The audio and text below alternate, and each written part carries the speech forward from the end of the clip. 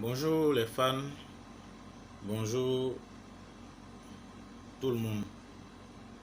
Comme j'ai dit la dernière fois dans la première vidéo, je suis l'évangéliste Allez Partout. Aujourd'hui dans cette vidéo, je vais parler un peu des antichrists qui sont en train de naître. À savoir Gédéon de la Tchétchouva et Makoso, surtout celui qui fait l'éloge de la marmaille. Gédéon, il lit la Bible, c'est vrai. Il donne les versets de la Bible, c'est vrai. Mais comme le Seigneur Jésus-Christ l'avait dit, au dernier jour, au dernier moment, nous verrons des gens qui viendront prêcher la parole de Dieu.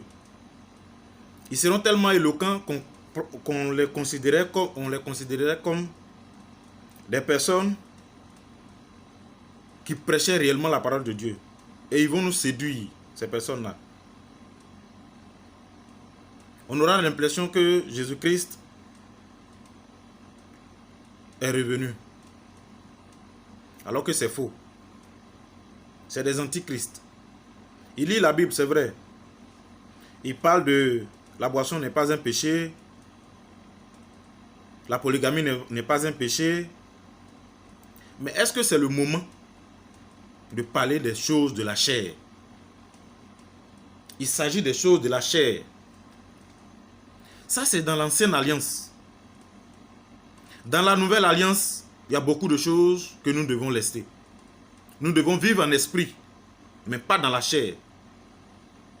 C'est pour ça que l'apôtre Paul dit, si je vis, ce n'est plus moi qui vis, mais c'est Christ qui vit en moi. Dans l'ancienne alliance, la polygamie n'était pas un péché. C'est vrai. Mais dans la nouvelle alliance, la polygamie n'est plus non plus un péché. Mais le Seigneur Jésus-Christ a posé des conditions. Il a posé des conditions. Quand il lit souvent dans la Bible qui dit, si tu prends une deuxième femme, tu ne retrancheras rien à la première, au vêtement, etc., ainsi de suite.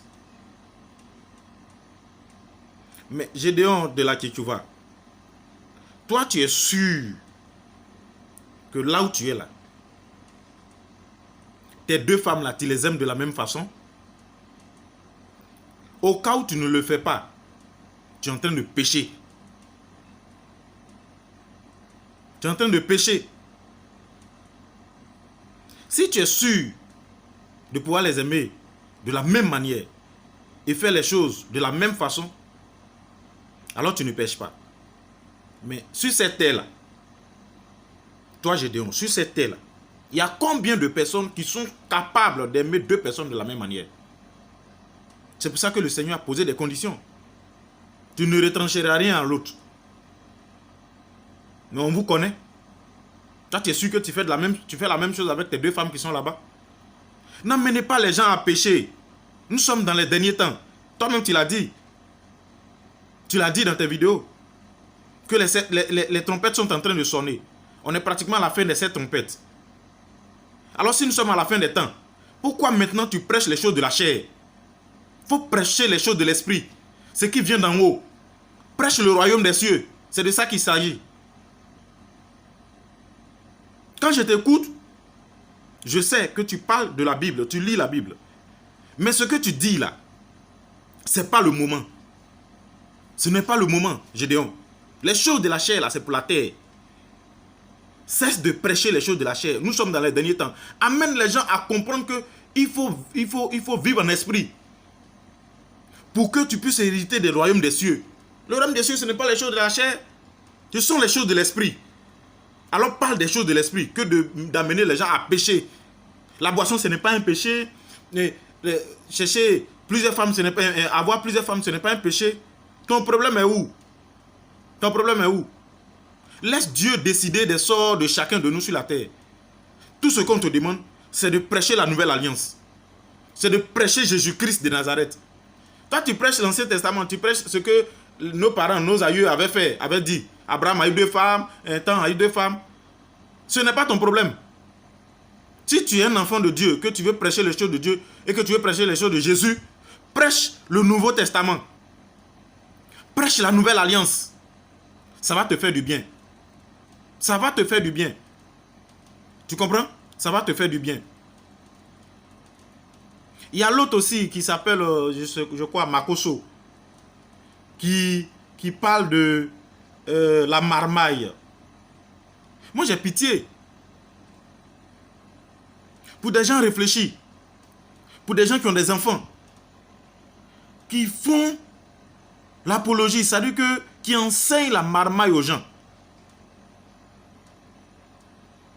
Toi-même, quand tu finis de parler et que tu vas t'asseoir à la maison et que tu regardes ta vidéo, ça te plaît? Ça te plaît? Changez de vie. Je vous conseille de changer de vie. Changez de vie. Changez de vie. Repentez-vous. Faites ce que le Seigneur Jésus-Christ dit. Non, on ne perd pas le salut. On ne perd pas le salut. Oui, tu lis la Bible. Ce que tu dis là, c'est cohérent, c'est vrai. Ça coïncide avec la Bible. Mais si ce que la Bible dit, les gens ne doivent pas suivre et qu'ils doivent faire ce qu'ils veulent, à ce moment, pourquoi le Seigneur Jésus-Christ a voulu enseigner les autres? A voulu enseigner le peuple en son temps? Pourquoi il vient enseigner? S'il a déjà sauvé des personnes. Si c'est que ceux-là, je les ai déjà sauvés. Pourquoi il est venu enseigner la Bible? Pourquoi il est venu donner son sang pour nous? Pourquoi il est venu mourir à la croix pour nous? Si pour toi, il connaît déjà ceux qu'il a déjà sauvés. Pourquoi il est venu enseigner sa parole? Pourquoi il veut qu'on ait sa parole? Je dis, il faut te revoir. Il ne s'agit pas de lire la Bible devant les gens pour dire que non, ça, voilà ce que le Seigneur a dit, voilà ce que le Seigneur a dit, voilà ce que le Seigneur a dit. Mais il s'agit de parler de la nouvelle alliance. Il s'agit de parler des choses de l'esprit. C'est le plus important. Les choses du royaume, c'est le plus important. Repentez-vous. Repentez-vous. Je vous demande de vous repentir.